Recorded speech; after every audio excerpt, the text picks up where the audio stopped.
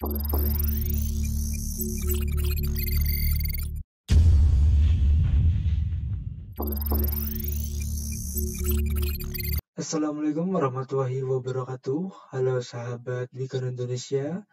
Kembali lagi bersama saya Dimas. Pada video kali ini saya akan membahas tentang input atau display pada HMI Beacon. Nah, di sini saya akan membahas tentang fitur-fitur dan fungsi dari input atau display di HMI Beacon. Oke, langsung saja kita ke project ya. Di sini saya coba membuat. Ini untuk pertama. Jadi untuk numeric display atau input, nah itu terdapat di sini ya teman-teman, input atau display. Nah ini teman-teman pilih aja mau numerik ataupun karakter. Kalau numerik dia akan menampilkan angka, kalau karakter dia akan menampilkan huruf. Misalkan di sini mau menampilkan numerik, kita tinggal tarik aja. Nah yang akan saya bahas di sini adalah fitur-fitur di dalamnya teman-teman. Oke, misalkan di sini nomor 1 ya. Kita klik aja. Nah, ini ada beberapa pilihan tipe untuk addressnya. Ada yang read only, ada yang write only, ada juga yang read and write. Itu untuk yang nomor pertama. Jadi, misalkan untuk read only, di settingnya seperti ini. Jadi tidak ada settingan lain. Ini ada data format segala macam, nanti akan saya jelaskan. Untuk read only, dia akan membaca address HDW10, membaca saja. Nah, untuk write only, dia akan menulis. Dia akan menulis saja di alamat HDW20. Ya. Terus, kalau dia read write, dia akan menulis dan juga membaca. Kapan kita menggunakan ketiga mode tersebut? Ketika teman-teman connect ke inverter mungkin ya, ke device mode bus. Tidak hanya inverter, ke device mode bus intinya.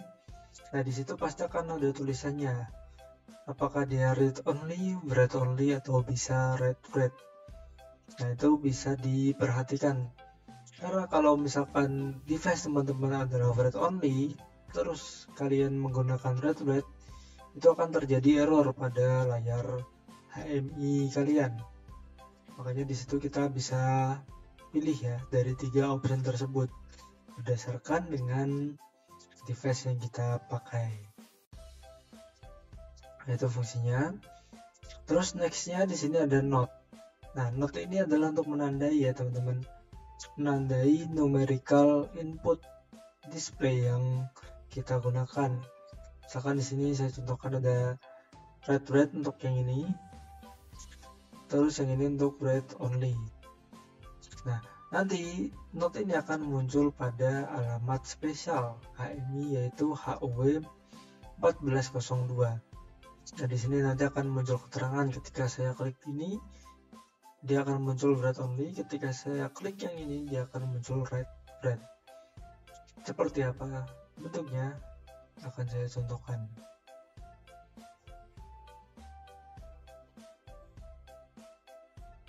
Nah oke, ini adalah tampilannya. Untuk read only kita tidak bisa klik ya teman-teman, cuma sebatas tampilan saja. Untuk read only kita coba tulis misalkan 50. Nah dia sekedar menulis, jadi tidak bisa membaca data yang sudah ada pada address tersebut, hanya sekedar menulis saja ya teman-teman. Dan ketika saya klik pada numerical display di sini, note akan menuliskan read only seperti itu. Oke, kita coba ke yang read and write. Nah untuk read and write ini dia bisa membaca dan juga menulis.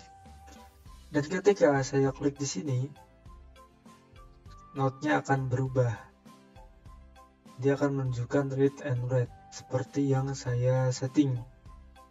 Nah, di sini saya contohkan dia akan membaca HDW20 yaitu alamat dari read only, dan juga menulis HDW10. Jadi ketika kita isikan nilai di sini, dia akan tertampil pada read only. Ya, seperti itu ya teman-teman. Misalkan di sini kita isi 60. Nah, dia akan terbaca di sini. Kenapa dia terbaca di sini, tidak di sini ya teman-teman? Karena kita bedakan alamat address antara read dan juga write-nya. Kalau kita samakan di sini, ADW20, maka dia akan membaca apa yang ditulisnya di sini. Nah, seperti ini. Ketika kita tulis 30, dia akan membaca 30 karena dia membaca dan juga menulis address yang sama. Seperti itu teman-teman. Oke. Nah, selanjutnya di sini ada continuous input. Nah, fungsinya continuous input berfungsi untuk terus-menerus mengisi nilai. Jadi tidak usah keluar seperti tadi ya teman-teman. Misalkan di sini saya mau mengisi nilai yang read and read menjadi 50. Nah, ketika kita enter, keypadnya akan hilang. Dan ketika kita mau isi yang read only, itu kita akan menekan lagi teman-teman. Ya, kita akan menekan lagi untuk memunculkan keypadnya. Kalau continuous input, dia akan terus-menerus muncul keypadnya sampai numerik yang sudah kita setting sudah habis atau sudah tercapai. Nah, ada 2 poin yang perlu diperhatikan untuk men-setting continuous input ini. Yang pertama adalah number, yang kedua adalah group.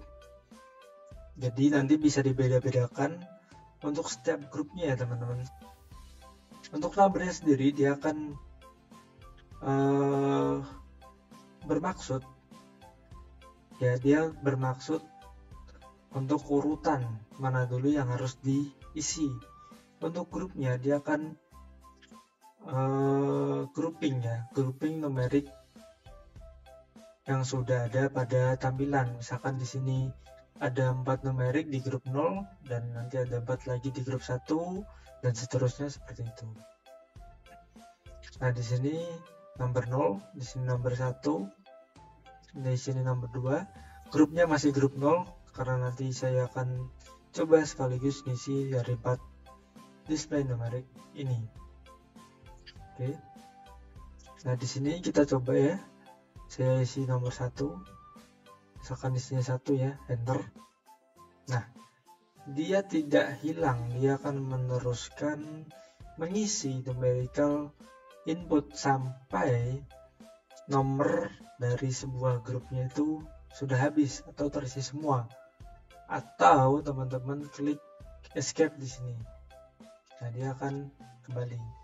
Kalau teman-teman klik lagi, misalkan kita isi 2, nah dia akan otomatis melanjut ke nomor 3 dan juga seterusnya seperti itu. Jadi untuk nomor itu adalah menentukan mana dulu numerical input yang harus diisi. Seperti itu. Selanjutnya ini ada display ya, ada font. Teman-teman bisa setting nanti untuk settingan fontnya. Apabila dirasa kurang ya di font dari default, bisa teman-teman adjust. Untuk display as bintang di sini seperti yang tertampil, dia akan menampilkan display dengan lambang bintang-bintang seperti ini. Nah, jadi dia tetap akan bintang-bintang meskipun kita isi nilai seperti itu. Oke. Di sini sudah. Untuk trim null display, ini fungsinya untuk memangkas angka 0 di belakang koma. Misalkan teman-teman mempunyai nilai floating point 3,60, nah maka kosongnya itu akan dihapus menjadi 3,6 saja. Untuk penjelasannya ini sudah ada ya teman-teman di Doxicon. Nanti bisa teman-teman cek di HMI, dia di objek, lalu dia di input atau display.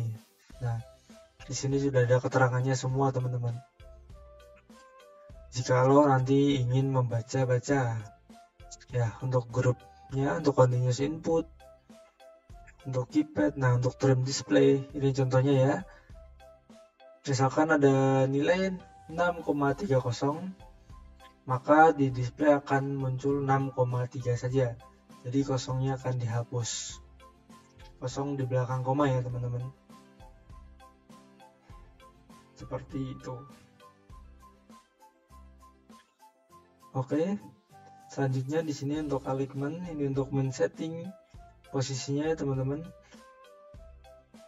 Mau rata kiri, kanan atau tengah untuk displaynya ini.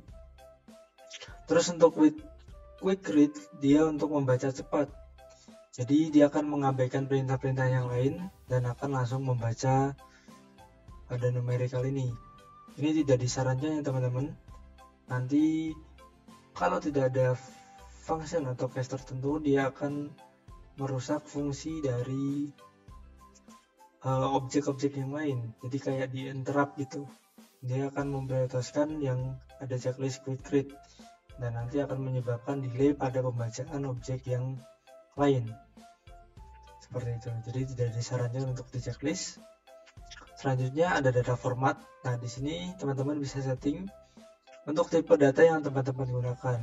Jadi setiap device atau alat yang teman-teman pakai pasti akan berbeda tipe datanya sesuai dengan spesifikasi yang ada pada alat tersebut. Jadi nanti bisa disesuaikan ya teman-teman. Mau itu datanya floating point atau double, 16 bit ataupun 32 bit. Nah, di sini untuk data formatnya teman-teman bisa setting untuk angka integer ya. Misalkan di depan ada 3 digit, lalu di belakangnya ada 2 digit di belakang koma. Untuk height-nya atau data range-nya juga bisa disetting ya teman-teman. Di sini bisa dimaksimalkan atau mungkin bisa diambil sebagian seperti ini. Oke. Ini juga bisa untuk membatasi ya teman-teman, membatasi input yang kita masukkan. Misalkan batas maksimal speed pada inverter adalah 50 Hz. Nah, kita tidak boleh mengisi lebih dari 50 Hz seperti itu. Atau mungkin ada suatu mesin yang hanya berjalan di 10 Hz, maka kita bisa batasin di sini jadi 10 Hz. Ketika dia atau operator mengisi lebih dari 10 Hz, maka itu tidak akan bisa ya teman-teman, karena height-nya dia di 10. Fungsinya seperti itu. Oke. Next ada keypad position seperti tadi ya. Untuk kiri bawah, kanan bawah, tadi displaynya akan muncul di sebelah kanan bawah pada layar HMI. Kalau di tengah dia akan muncul di tengah-tengah seperti standarnya. Ini bisa disetting. Terus selanjutnya ada indirect address. Nah, indirect address ini digunakan untuk offset ya teman-teman. Jadi misalkan di sini ada data HDW 100 ya. HDW 100, terus kita setting indirect address-nya di HDW 90. Di sini kita edit aja ya address-nya. Nah, ini HDW 90 misalkan. Lalu kita isi HDW 90-nya di sini sebagai offset value. Lalu saya membuat target address yaitu HDW 100, 101, 102 dan 103. Nah, seperti apa untuk fungsi dari indirect addressing ini? Kita akan coba ya simulasi.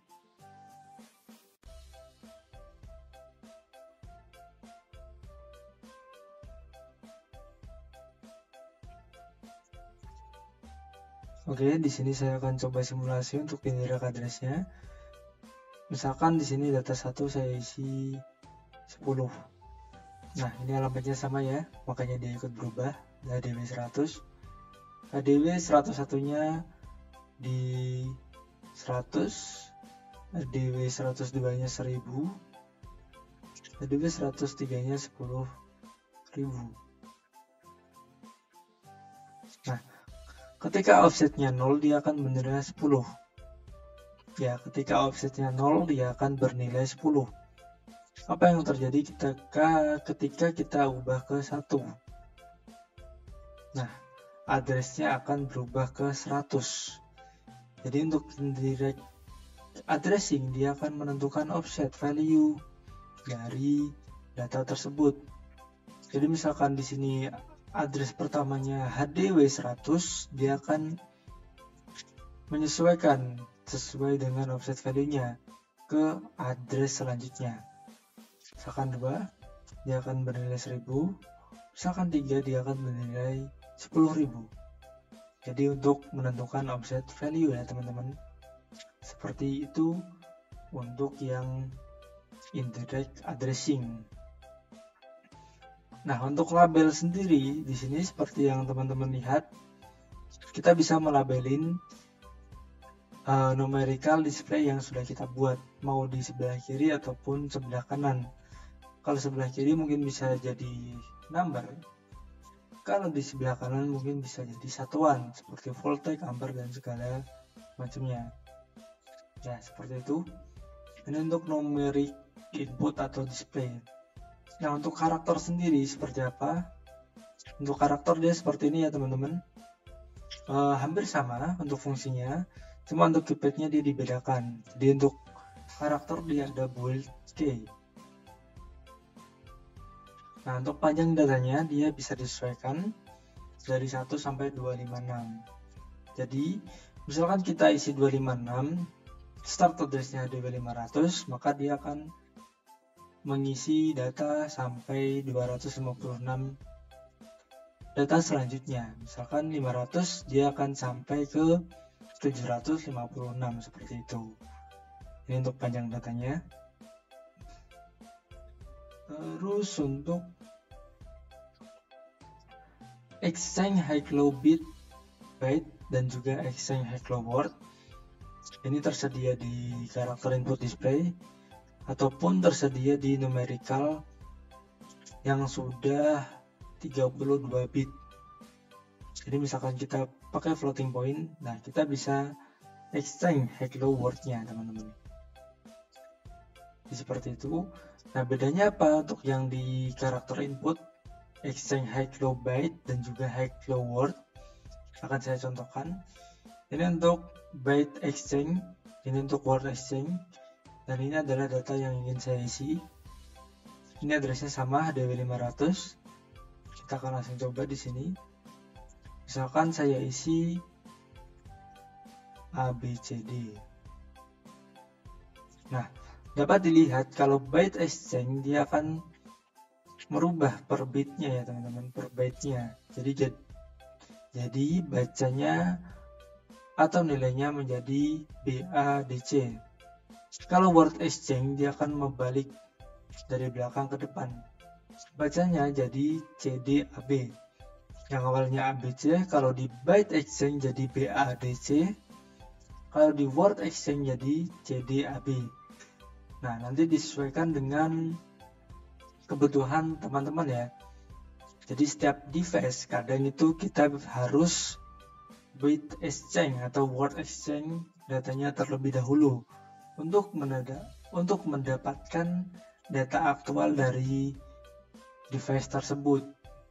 Ya, jadi saya beberapa menemukan device yang harus di exchange untuk byte-nya ataupun word-nya teman-teman. Jadi nanti disesuaikan dengan device yang teman-teman pakai.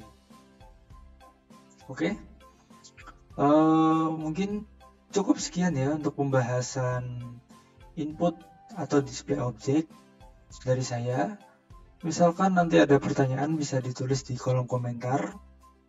Ini untuk generalnya saja ya teman-teman, untuk basic function dari numerical input display ataupun karakter input display. Untuk advance-nya nanti teman-teman bisa explore sendiri. Jadi jika ada pertanyaan seperti tadi bisa ditulis di kolom komentar. Semoga video yang saya buat bermanfaat. Wassalamualaikum warahmatullahi wabarakatuh.